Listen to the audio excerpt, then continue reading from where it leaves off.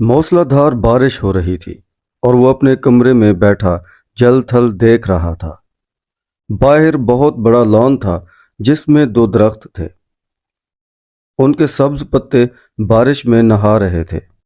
उसको महसूस हुआ कि वो पानी की इस योरिश से खुश होकर नाच रहे हैं। इधर टेलीफोन का एक खंबा गड़ा था। उसके फ्लैट के ऐन सामने ये बड़ा खंबा मसरूर नजर आता था, हालांकि उसकी मुसर्रत की कोई वजह मालूम नहीं होती थी। उस बेजान शय को भला मसरूर क्या होना था, लेकिन तनवीर ने, जो कि बहुत मगमूम था, यही महसूस किया कि उसके आसपास जो भी शय है खुशी से नाच गा रही है। सावन गुजर चुका था और बारान रहमत नहीं हुई थी। लोगों ने मस्जिदों में इकट्ठे होकर दुआएं मांगी, मगर कोई नतीजा बरामद न हुआ। बादल आते और जाते रहे, मगर उनके थन्नों से पानी का एक कतरा भी न टपका। आखिर एक दिन अचानक काले काले बादल आसमान पर घिर आए और छाजों पानी बरसने लगे। लेकिन तनवीर को बादलों और बारिशों से कोई दिलचस्पी नहीं थी।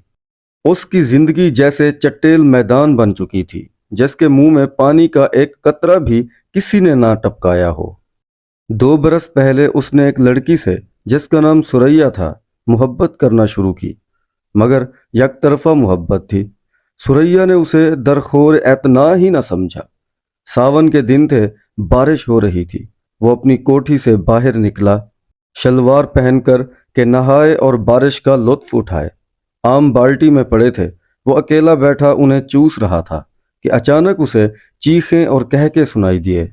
उसने देखा कि साथ वाली कोठी के लॉन में 2 लड़कियां बारिश में नहा रही हैं और वो खुशी में शोर मचा रही हैं। उसकी कोठी और साथ वाली कोठी के दरमियान सिर्फ एक झाड़ियों वाली दीवार हाइल थी। तनवीर उठा, आम का रस चूसते हुए वो बाड़ के पास गया और गौर से उन दोनों लड़कियों को देखने लगा। दोनों लड़कियों ने मलमल के कुर्ते पहने हुए थे, जो उनके बदन के साथ चिपके हुए थे। शलवार चूंकि लट्ठे की थी, इसलिए तनवीर को उनके बदन के निचले हिस्से के सही खदोखाल का पता ना चल सका। उसने पहले किसी औरत को ऐसी नजरों से कभी नहीं देखा था। जैसा कि उस रोज जबकि बारिश हो रही थी, उसने उन दोनों लड़कियों को देखा। देर तक वो उनको देखता रहा, जो बारिश में भीग भीग कर खुशी के नारे बुलंद कर रही थी। तनवीर ने उनको पहले कभी नहीं देखा था, इसलिए कि वो तिबन कुछ इस किस्म का लड़का था कि वो किसी लड़की को बुरी नजरों से देखना गुनाह समझता था। मगर उसने उस रोज बड़ी ललचाई नजरों से उनको देखा। देखा ही नहीं, बल्कि उनके गीले बदन में अंगारा बन के बरमे की तरह छेद करता रहा। तनवीर की उम्र उस वक्त 20 बरस के करीब होगी। ना तजर्बाकार था। जिंदगी में उसने पहली मर्तबा जवान लड़कियों के शबाब को गीली मलमल में लिपटे देखा, तो उसने यूं महसूस किया कि उसके खून में चिंगारियां दौड़ रही हैं। उसने उन लड़कियों में से एक को मुंतखब करना चाहा। देर तक वो गौर करता रहा। एक लड़की बड़ी शरीर थी, दूसरी उससे कम। उसने सोचा शरीर अच्छी रहेगी, जो उसको शरारतों का सबक दे सके। ये शरीर लड़की खूबसूरत थी। उसके बदन के आज़ा भी बहुत मुनासिब थे। बारिश में नहाती जल परी मालूम होती थी। थोड़ी देर के लिए तनवीर एक शायर बन गया था, क्योंकि आज से पहले उसने कभी ऐसा सोचा भी नहीं था। लेकिन उस लड़की ने, जिसका कुर्ता दूसरी के मुकाबले में बहुत ज्यादा खूबसूरत था, उसको ऐसे ऐसे शेर याद करा दिए जिनको अरसा हुए वो भूल चुका था। इसके अलावा रेडियो पे सुने हुए फिल्मी गानों के धुनें भी उसके कानों में गूंजने लगी और उसने बाढ़ के पीछे ये महसूस करना शुरू किया कि वो अशोक कुमार है या दिलीप कुमार। फिर उसे कामनी कौशल और नलनी जीवंत का ख्याल आया, मगर उसने जब उस लड़की की तरफ इस गर्ज से देखा कि इसमें कामनी कौशल और नलनी जीवंत के खदोखाल नजर आ जाएं, तो उसने इन दोनों एक्ट्रेसों पर लानत भेजी। वो उनसे कहीं ज्यादा हसीन थी। उसके मलमल के कुर्ते में जो शबाब था, उसका मुकाबला उसने सोचा कोई भी नहीं कर सकता। तनवीर ने आम चूसने बंद कर दिए और उस लड़की से, जिसका नाम परवीन था, इश्क लड़ाना शुरू कर दिया। शुरू शुरू में उसे बड़ी मुश्किलात पेश आईं, इसलिए कि उस लड़की तक रसाई तनवीर को आसान नहीं मालूम होती थी। फिर उसे अपने वालिदैन का भी डर था। उसके अलावा उसे यह भी यकीन था वो उससे मुल्तफित होगी या नहीं। बहुत देर तक वो इन्हीं उलझनों में गिरफ्तार रहा, रातें जागता, झाड़ियों की पस्त कद झाड़ी के पास जाता, मगर वो नजर ना आती। گھنٹوں وہاں کھڑا رہتا اور وہ بارش والا منظر جو اس نے اس دن دیکھا تھا آنکھیں بند کر کے ذہن میں دہراتا تھا۔ بہت دنوں کے بعد آخر اس کو ایک روز اس سے ملاقات کا موقع مل ہی گیا۔ وہ اپنے باپ کی کار میں گھر کے کسی کام کی غرض سے جا رہا تھا کہ پروین سے اس کی مٹ بھیڑ ہو گئی۔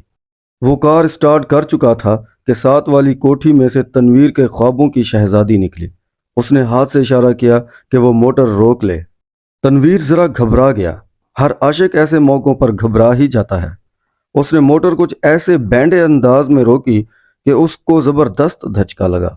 اس کا سر زور سے سٹیئرنگ وہیل کے ساتھ ٹکرایا، مگر اس وقت وہ شراب کے نشے سے بھی زیادہ مخمور تھا، کیونکہ اس کو اس کی محبوبہ نے خود مخاطب کیا تھا۔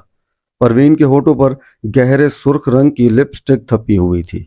اس نے سرخ مسکراہٹ سے کہا، معاف فرمائیے گا، میں نے آپ کو تکلیف دی۔ بارش ہو رہی ہے، تانگا اس دور دراز جگہ ملنا محال ہے اور مجھے ایک ضروری کام سے جانا تھا۔ آپ میرے ہمسائے ہیں، اسی لیے آپ کو یہ زحمت دی۔ تنویر نے کہا، زحمت کا کیا سوال پیدا ہوتا ہے؟ میں تو اس کی زبان لڑکھڑا گئی۔ آپ سے میرا تعارف تو نہیں، لیکن آپ کو ایک بار دیکھا ضرور تھا۔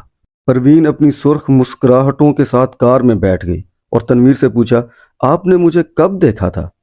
تنویر نے جواب دیا، آپ کی کوٹھی کے لان میں، جب آپ اور آپ کے ساتھ ایک اور لڑکی بارش میں نہا رہی تھی۔